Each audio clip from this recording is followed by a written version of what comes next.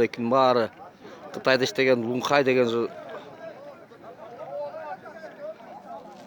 жолдо иштегендер. Балыкчы корумдуу жолунда иштегендер. Акчасын ала албай барып пикет кылып атышат. Элдердин баары ошол экенин нааразы. 2 жылдан бери ала албай атышат. Ушуну бирге элдин көйгөйүн чечип берип койгондор бар бекен. Айтылы ушундай эле ачык керек да. Кимдер сүйлөйт эми? Сүйлөбөсүңөр, кимдер? Баары эле зарплатабызды ала албай атпайбыз байке. Канча Майза туруп сүйлөй берсең биз колдой беребиз. 7-нчи ай болду уже, 7-нчи ай. Эч ким зарплатабызды ала албай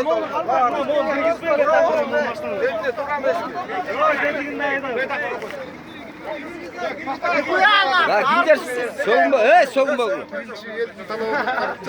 Ала албайсыз, акчалар үстүндө берип жакынлашып бербейт. Күндө обещать этип, декабрдан бери беребиз. Арендаторлорго акча вообще бериле элек. Ушунда биринчи очередь арендаторлордун акчасын беребиз дедиле, эмгиче жок. Бербейт. Анан мынакей азыр 7-8 ай болду байке. Зарплатабызды ала албай жүргөнүбүздө 7-8 ай болду. Biz semiyabızды немен багабыз? Булардын немесине карап жүрө беребизби качанга чейин? Туурабы же эмне? Тура. Токтотуш керек.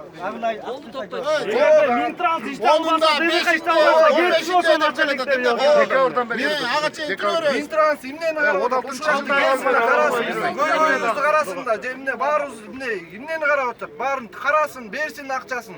Семьялар уже ачка кала баштады. Проценттен процентке сайла баштады уже. Эмне калппы моун бар? Тура. Көчмөндөр оюну башталганда дага чейин жол бүтпөй калса кыргыз эли уят эле болуп калат. Биякта акча берилмейсе эч качан жол да башталбайт деп буякта. Бул да турат. 300 сотрудник жумушту токтотуп коюп, мына ишенбесе техникаларды да тартып койгула. Техникалардын баары иштебей турат. Мына биякта да тартып. Анан жакында кыргызча болбосун, көччүлөр конок келди, анан эле тыбышчылап калбасын. Эртерээк бүтүрүшсүн. Эртең күнү уят болуп калат, биякта жол бүтпөй. Минтранс менен ДДХ иштебей атса кетсин анда оруlan.